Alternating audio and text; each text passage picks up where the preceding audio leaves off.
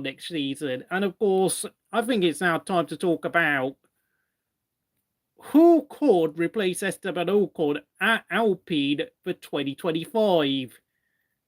There's, of course, their reserve drivers, Victor Martins and Jack Doohan, both of whom are racing in Formula 2. I think at the time of recording, Jack Doohan is leading the Formula 2 Championship, so I think he's a very heavy odds-on favourite, in my opinion, to join Alpine for 2025. I've got to say that was Ocon's fault until August 2018 between him and Max, but there's also Victor Martins, who's, his only real chance of joining Alpine for next season it lies in the fact that he's French. But, let's face it.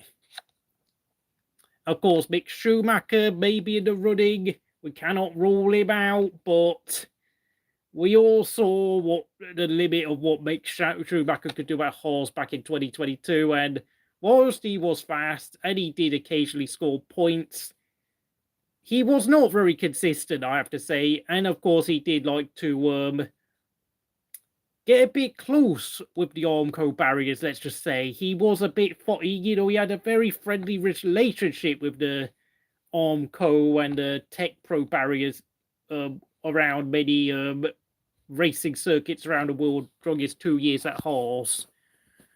Obviously,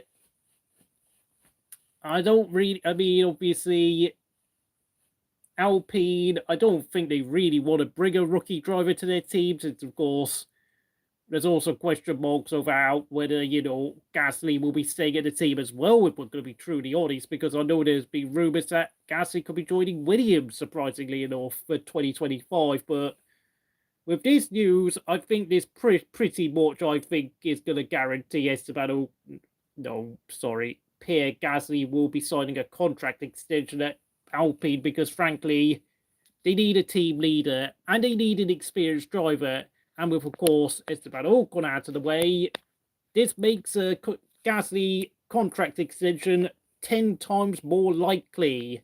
And, of course, we cannot forget Mick Schumacher did cost Haas about, I think, $8 million in terms of crash damage, I'm afraid. So, I think he's probably only second favourite to Jack Doohan in terms of how likely he is to join Alpine. And how can we forget Valtteri Bottas?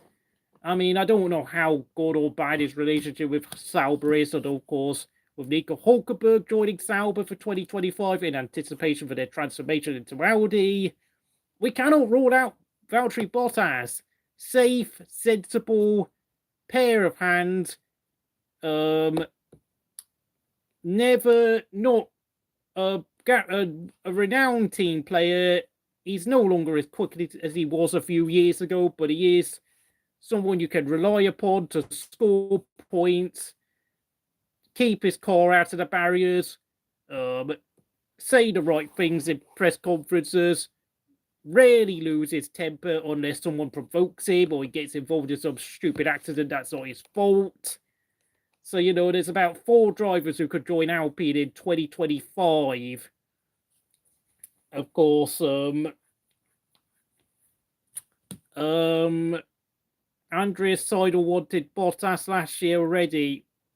Oh, he wanted Bottas gone last year. Oh, yeah, because I think Hulkenberg got offered a contract by Sauber for this season. But, of course, before Audi came along, of course, Hulkenberg actually turned it down. So, but having said that, though, if I was to rate who was most likely to join Alpine for 2025, it's got to be Jack Doohan number 1, Mick Schumacher number 2, Valtteri Bottas number 3, and then number 4 is probably Victor Martins. Of course, I'm not even sure how it's going to work out. Of course, Bottas, well, I will say he's still out-qualified Zhou, but, to be honest, is Bottas really that good anymore? I don't really think so. Of course, I know there's some who might be mentioning Carlos Sainz could go to Alpine, but I really don't think that's going to happen. I don't know what you're smoking if you think Carlos Sainz is going to be joining Alpine, because that is quite unlikely in my book.